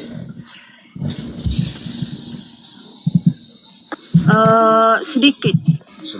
Contohnya di 1 Korintus 5 ayat 5 itu saya juga nggak setuju. Orang itu harus kita serahkan dalam nama Tuhan Yesus kepada iblis. Itu si Paulus itu kata-katanya ngawur menurut saya. Kenapa orang diserahkan dalam nama Yesus lalu diserahkan kepada iblis?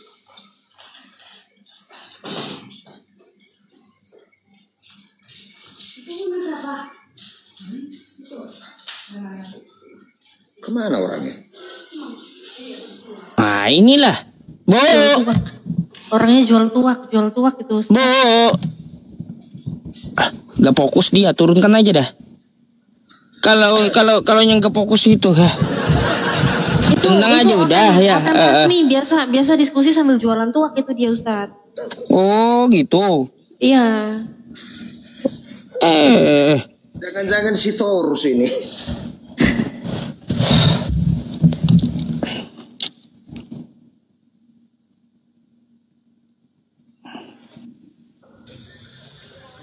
Halo, selamat malam. Johnny Wallet, selamat malam. Dah, turun dulu ya. Cukup 2 kali saya sapa. Kalaunya kagak ini juga, kagak ada jawaban ya udah. Tendang. Halo, selamat malam. Halo Ustaz. Iya, selamat malam Pak. Bantu kamera dong. Bantu kameranya Ustaz. Oke. Oke. Malam, Bang Pi. Malam. Oke. Tadi udah denger ya. Nggak. Dari tadi ya. Enggak, saya hanya mau tanya, mau mengomentar yang Pak Dehe ini sih. Yang Wah, Padehe lagi kena sasaran. Selalu Padehe. Kenapa sih Kristen sekarang panas banget sama Padehe? Kenapa coba? Bukan sama siapa? Mbak Natali ini salah. Enggak, wait, nanti marah orangnya. Sebentar. Sama siapa? Sama Padehe atau sama Mbak Natali? Enggak, saya mau tanya juga dulu Bang PI. Bang PI, bukannya ini perdebatannya Bang PI waktu sama Edis? Yang mana? Yang 1 Korintus 5 ini, ayat 5. Tapi kan Bang PI kan udah dapat jawabannya. Ya enggak? Apa jawabannya? Enggak ada. Enggak dapat jawaban dari Edis. Enggak ada. Mana Edis mencret ditanya itu? Ya itulah pura-pura. Bukan pura-pura, enggak ada jawabannya. Saya tahu banget jawabannya. Apa yang disampaikan Edis? Ya memang ini percabulan, ya layak dia memang dikasih ke iblis. Seperti itu jawabannya. Itu jawabannya. Nah, dah kayak gitu. Beres kan? Singkat. Iya. Tapi kan Bang PI kan tahu, tapi kan Bang PI diam ya kan. Berarti kan Bang PI nggak tahu saya jawaban dia kayak gitu. Saya cuma hargai, padahal tetap nggak terima juga. Ya itulah makanya. Jadi kalau soal terima nggak terima kan itu udah personal lah ya. Karena saya sama dengan Pak Dehe, nggak percaya dengan Paulus nih. Ya sama. Kalau sudah nggak percaya kan apapun diceritakan kan nggak akan percaya kan. Lalu kau percaya dengan Paulus? Oh iya, semua yang dinobatkan semua yang dicantumkan dalam Alkitab itu saya harus percaya. Oh baik, semua dalam Alkitab itu ya. Kalau memangnya ente kenal betul dengan Paulus? Oh saya nggak kenal, tapi tertulis dari Alkitab. Oh, di mana nama orang tuanya siapa? Saya nggak tahu. Nggak tahu. Nggak tahu dicantumkan itu nggak. Tapi intinya saya yang berarti kalau nggak tahu ya udah. Nama orang yang nggak tahu berarti orang nggak jelas berarti dah. Ya kan kayak gitu. Nggak tahu ini anak siapa kan kayak gitu. Nggak tahu anak siapa. Jadinya kan kayak gitu jadinya.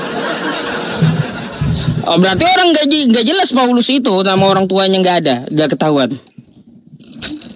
Jadi kalau kita nggak tahu nggak jelas. Nggak jelas. Saya nggak tahu. Nah orang tuanya Pak Dehe ini berarti nggak jelas dong Pak Dehe ini. Gitu Pak Ustadz. Gitu maksud Pak Ustadz. Gimana? Saya kan nggak tahu orang tuanya Pak Dehe ini. Berarti Pak Dehe ini nggak jelas dong. Lah, sekarang kita tanya Pak Dehenya. Pak Dehenya kan ada di sini. Jadi gimana kita mau tanya Paulusnya nggak di sini? Kan kata kau ada di kitab tadi. Ada di kitab. Bisa ditanya kitab itu emang. Kan enggak. Gitu loh Pak Papi. Jadi nggak kayak gitu juga konsepnya gitu loh. Oke lanjut lah. Nggak boleh membuat argumen juga kita mau membuat kayak gitu. Nggak, saya itu aja sih Pak Ustadz. Hanya itu aja sih yang mau saya jawab. Yang tadi dibahas. Mbak Natali ini sama Pak Dehe ini 1 Korintus itu. 1 Korintus Ada tanggapan nggak dari Pak Dehe atau Mbak sama Mbak Natalia? Ada. Silakan. Oke. Di Korintus tadi ya. Kalau di 1 Korintus di mana tadi itu 1 Korintus 5:5 ya. Itu kan katanya itu karena untuk yang percabulan ya kan. Memang di yang pertamanya ya, yang pertamanya kan ada seperti itu. Nah, di sini jadinya ada kayak standar ganda gitu di dalam Bible. Kalau di dalam Korintus, ya, di dalam Korintus itu kan konsekuensinya katanya diserahkannya kepada iblis. Benar kan? Yes. Nah, tapi sedangkan kalau kita lihat yang namanya percabulan, terus persendalan, itu kan persendalan pun juga termasuk dalam hal cabul bukan? Yes. Nah, kalau persendalan saja masuk dalam hal percabulan, kenapa sih kalau di dalam perkataan Yesus malah yang persendal itu bisa lebih dahulu masuk dalam kerajaan Theos? Matius 21:31. Benar. Kan nggak diserahkan ke iblis, langsung duluan makanya, masuk dalam kerajaan Tuhan. Oke, Gimana? boleh saya tanggapin? Boleh. Makanya baca dari awal dia apa itu yang disebutkan Tuhan Yesus itu kan mencemomoh orang-orang Farisi sama orang-orang yang orang-orang Yahudi yang ya iya di situ kan ada ahli apa itu ya agama-agama Yahudi lah yang di situ yang ada di sana. Mereka tahu ada firman Tuhan itu, tapi mereka nggak menerima, pura-pura menerima, tapi nggak menjalankannya. Sedangkan ada yang pemungut cukai sama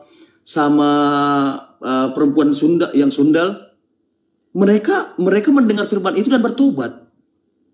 Mana di situ mereka bertobat? Di situ Yesus ngomong sesungguhnya pemungut cukai dan perempuan-perempuan sendal yang akan mendahului kamu masuk dalam kerajaan Theos, bukan mantan pesendal. Ayatnya itu apa? Ayatnya apa maksudnya? Di mana alat bunyinya? Iya. Oh, berarti Bapak nggak tahu di mana? Saya tahu tapi nggak harus tahu juga. Saya tahu intinya itu. Yes. Matius 21:31. Matius 21 31. Oke, 31. Lihat konteksnya gitu loh. Membaca kitab itu harus lihat konteks. Jangan main-main diperjemahkan gitu-gitu aja gitu loh. Lihat konteks ya, lihat datanya isinya juga.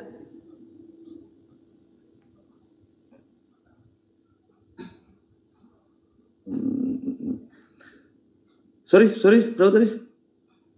Matius 21:31. Matius 21:31.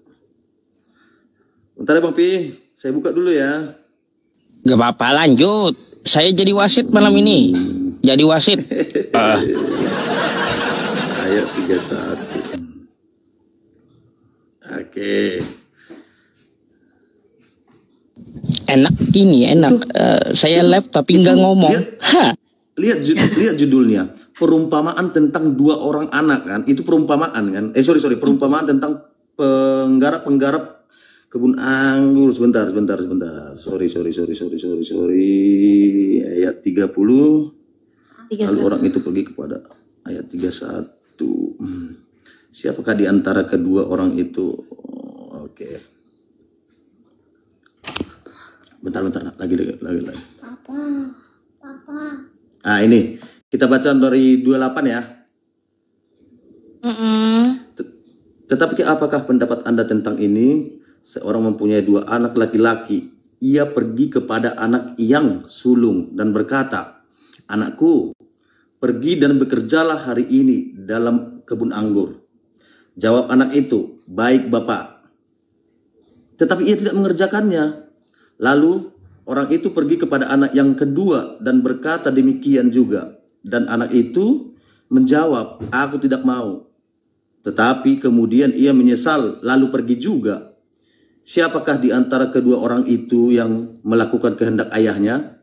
Jawab mereka, "Yang terakhir." Kata Yesus kepada mereka, "Aku berkata kepadamu, sesungguhnya pemungut cukai dan perempuan-perempuan sundal akan mendahului kamu masuk ke dalam kerajaan Allah. Sebab Si Yohanes datang untuk menunjukkan jalan kebenaran kepadamu. Kepadamu itu kepada siapa? Kepadamu itu kan ke ahli Taurat itu kan? Kepadamu Iya, ke ahli-ahli iya, Taurat Yesus kan itu. lagi ngomong sama orang-orang itu. Iya. Nah, Udah. datang untuk bentar, saya selesaikan dulu. Menunjukkan sebab Yohanes datang untuk menunjukkan jalan kebenaran kepadamu dan kamu tidak mempercayai kebenaran itu apa? Sorry. Kamu yang perempuan akan mendahului kamu. Oke. Kamu tidak percaya kepadanya, tetapi pemungut cukai dan perempuan sundal percaya kepadanya, dan meskipun kamu melihatnya, tapi kemudian kamu tidak menyesal dan kamu tidak juga percaya kepadanya. Apa konteksnya di situ coba? Perikopnya. Apa berikutnya itu coba? Kalau perikopnya di sini perumpamaan tentang 2 orang anak. Oke. Kemudian di 31 yang saya minta dijawab, itu ada kata-kata Yesus yang perlu kita poin pentingnya ya. Itu Yesus mengatakan sesungguhnya. Jadi kalau namanya katanya udah sesungguhnya itu kan arti yang sebenarnya. Jadi di situ sudah tidak menjelaskan perumpamaan lagi kalau ada kata sesungguhnya, betul ya? Kan dari atas perikopnya itu udah perumpamaan kan? Iya, perikopnya perumpamaan.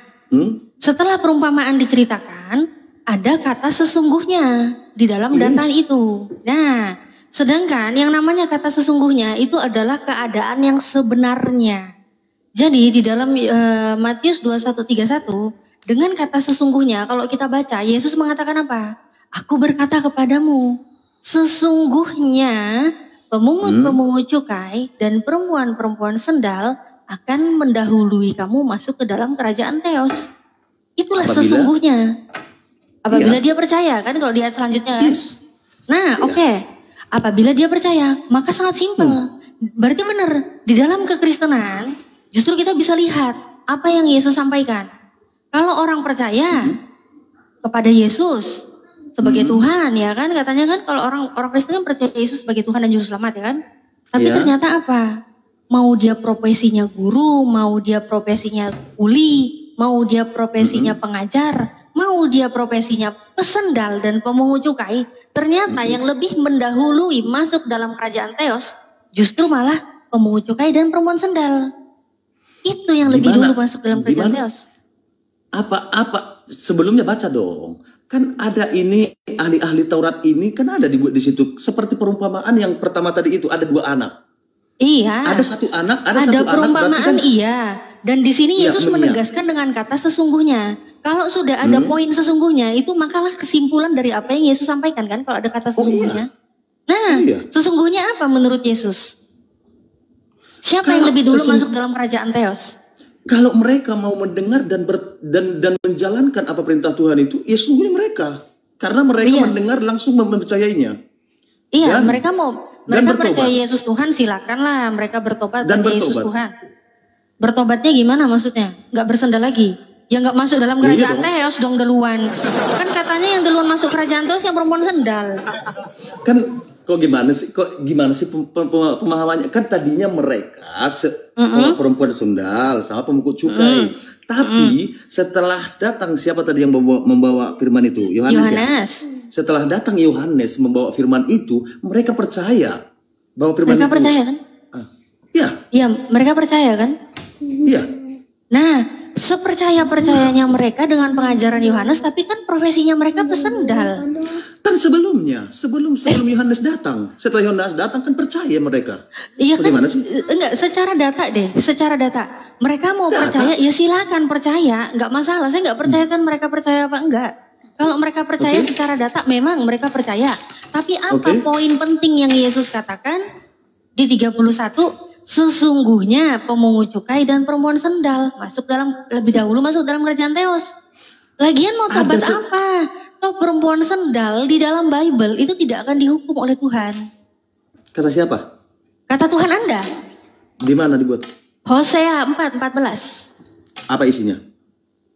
Tuhan tidak akan menghukum anak-anak perempuan sekalipun mereka berzina, menantu-menantumu perempuan sekalipun mereka bersendal. Ada sebabnya nggak di situ? Ada. Jadi? Coba baca Sebabnya mereka mengasingkan diri bersama-sama dengan perempuan sendal-sendal bakti. Oh, tambah sendal-sendal bakti. Tambah makin kumpulan arisan sama sendal bakti. Jangan. Tadi pun kan kamu kan Itu membaca satu alasannya. ayat tapi nggak Coba dibaca.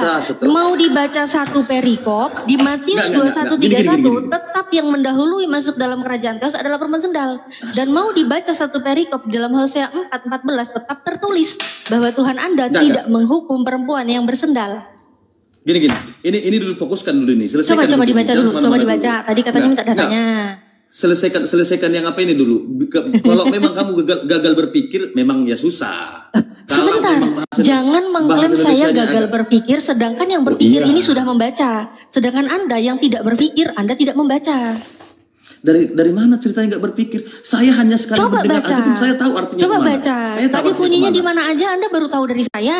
Coba Anda baca Dari Hosea kok- 4:14. dari 1 Korintus ini ini kan 1 Korintus ini Enggak, dibahas baca jangan dulu kemana-mana, Hosea jangan kemana-mana. 4:14. Nah, Jangan justru kalau kemana-mana. tadi Anda Kalau bilang ke kamu nggak bisa- Korintus, kan tadi di sini poin awalnya saya bilang, kalau di Korintus itu menjelaskan bahwa itu adalah jemaat yang berzina, ya kan? Jemaat yang berzina, jemaat yang bercabul, itu yang diserahkan kepada iblis. Maka di situ Oke. adalah kontradiksi dengan pernyataannya Yesus.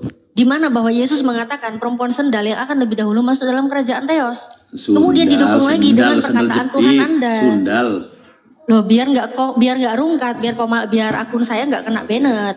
Karena soalnya Gini kata-kata loh. di Biblemu bahaya kalau disebutkan di Gini TikTok loh. sering kena banned gitu akun saya.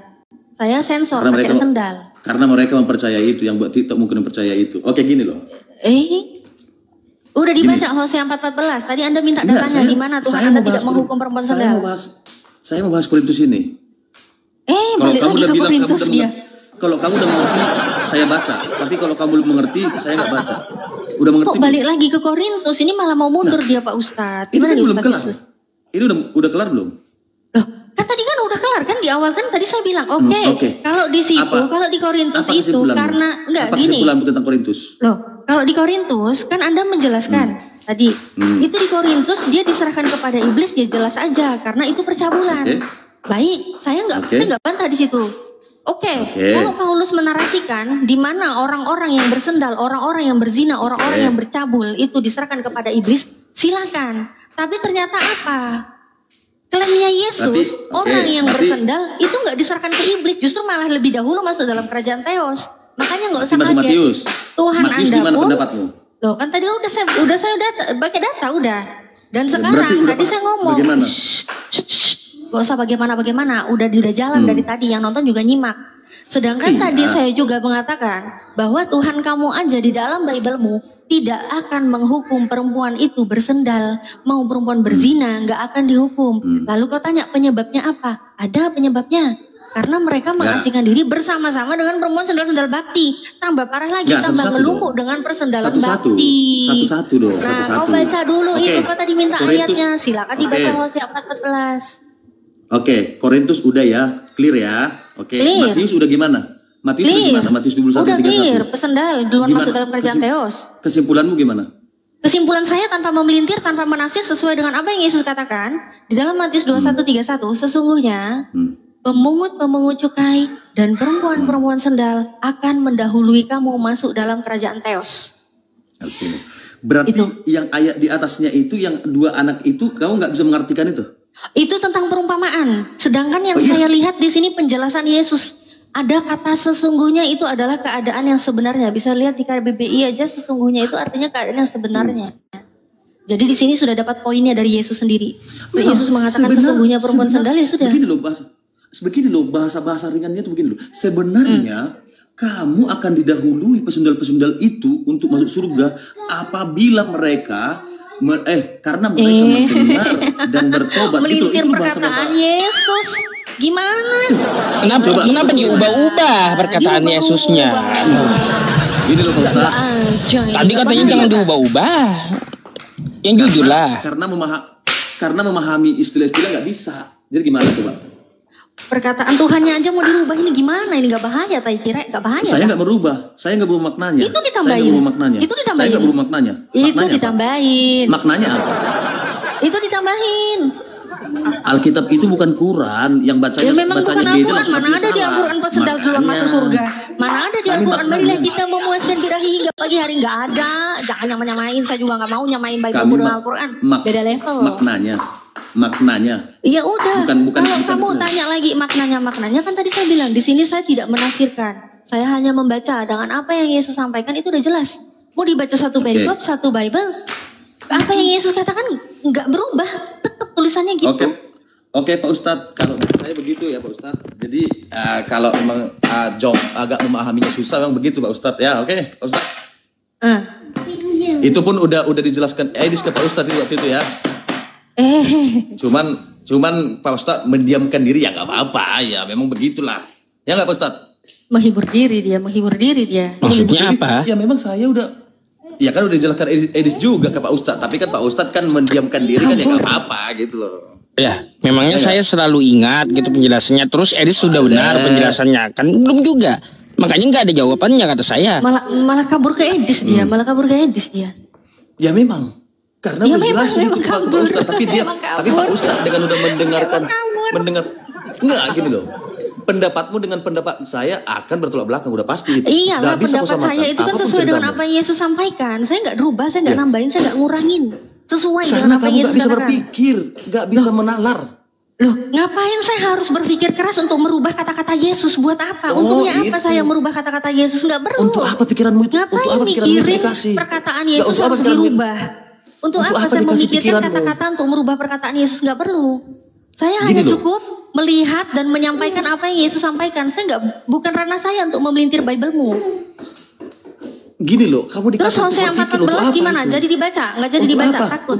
Untuk apa itu? Untuk apa? Takut baca Bible. Ini Untuk apa? aja pun nggak bisa, ini aja pun nggak bisa kau iniin.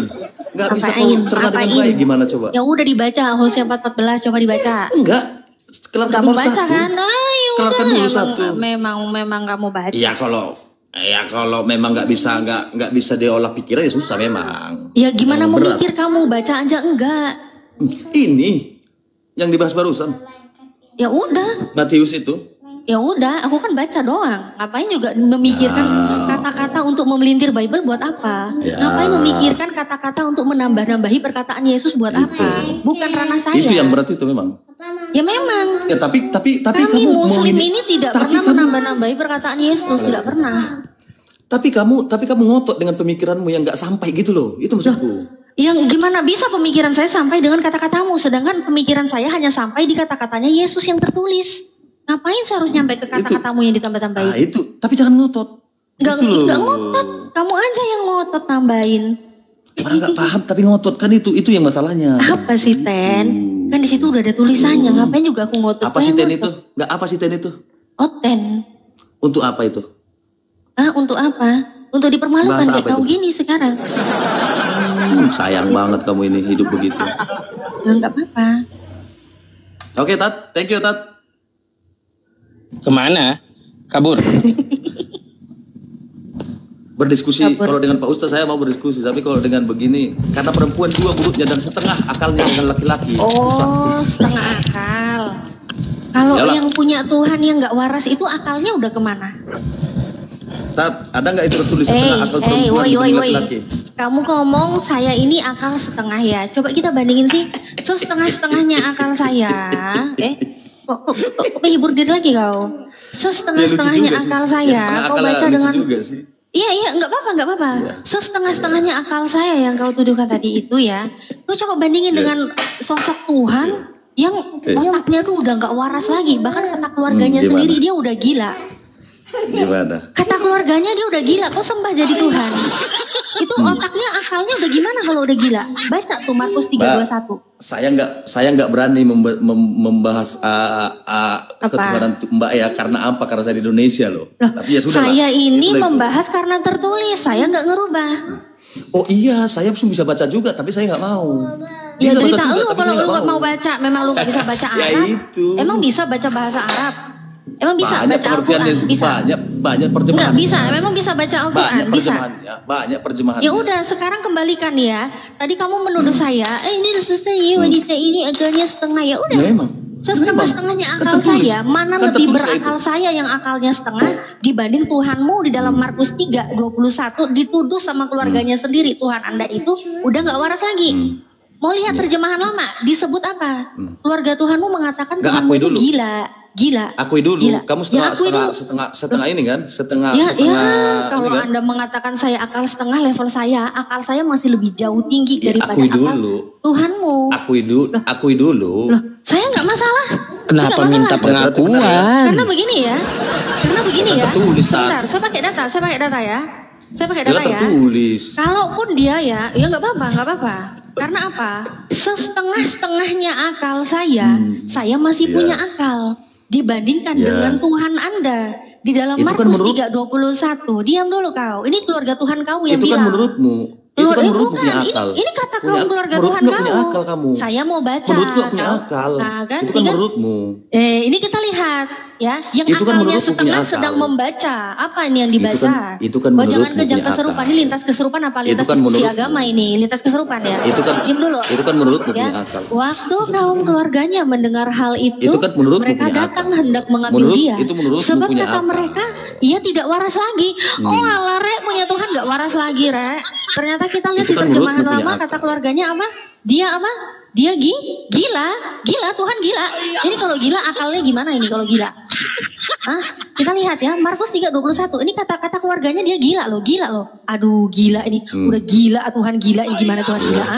Makanya Tuhan terus. gila ini akalnya gimana? Ayo terus. Ya gimana? Yang setengah Gimana? akal Coba, itu dulu. coba. Ayo terus.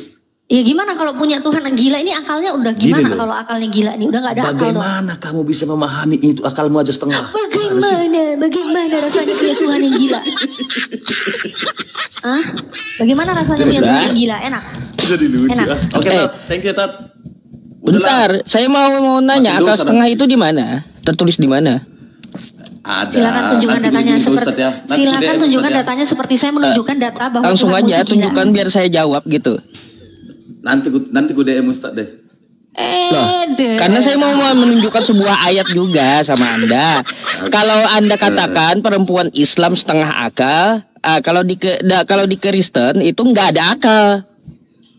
Iya, gitu. serius. Oke. Kalau perempuan Oke, Islam kau sebut setengah akalnya, mending itu masih ada setengah. Tapi kalau di Kristen nggak ada akal sama sekali. Oh iya. Iya. Coba Anda buka Yeremia 4 nomor 22. Nih ya. Ini loh, Tat. Gini bentar. Bukankah Ya, Ustadz bentar Levi nih ya. nggak punya akal lagi Nih ya. sama yang punya akal? Sungguh bodohlah umatku ini. Kan kayak gitu. Mereka tidak mengenal aku. Mereka adalah anak-anak tolol. Dan tidak mempunyai pengertian. Tolol, botol, bodoh. Terus tidak punya pengertian. Gak ada akalnya. Aduh parah. Mereka pintar untuk berbuat jahat. Tetapi untuk berbuat baik mereka tidak tahu. Makanya masih mending setengah lah daripada nggak ada sama sekali gitu. Iya. Ustaz, Gitu. aku izin baca dong. Kalau aku baca lebih penuh hikmat kayaknya aku baca. Coba aku baca ya. Aku baca ya yang tadi ya Yeremia 4:22 ya. Lebih hikmat kalau aku baca ya. Yeremia 4:22. Sungguh bodohlah umatku itu. Mereka tidak mengenal aku. Mereka adalah anak-anak tolol dan tidak mempunyai pengertian. Mereka pintar berbuat jahat, tetapi untuk berbuat baik mereka tidak tahu. Oh, ternyata botol. Udah bodoh tolol. Aduh, Iya, ya. setengah. Iyalah, Itu. gimana nggak Biasa botol? itu. Tuhannya aja tadi katain gila tadi. Aduh, disembah pula katanya ya. Aduh, ngeri. Oke, Tat. Tawa makasih, aja Tat. hibur diri. Oke. Ya.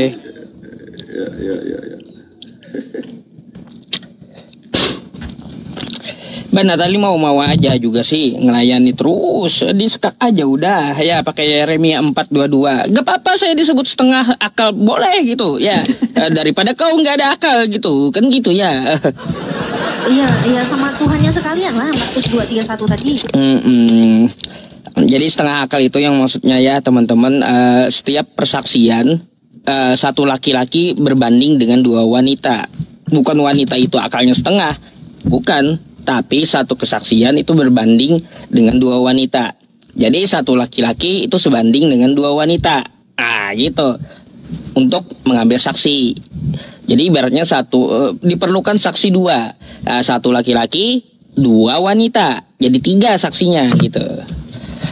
Itu hanya untuk masalah persaksian, bukan masalah wanita akalnya setengah, bukan. Sama Mbak Natalia dengan saya sama bisa baca Quran. Bukan dikasih setengah-setengah, bukan. Jadi memang nggak paham, mereka susah sih emang. Pade. Iya, sorry ya Pak ya, saya agak keras sama orang kayak gitu. Nggak apa-apa, Ustaz.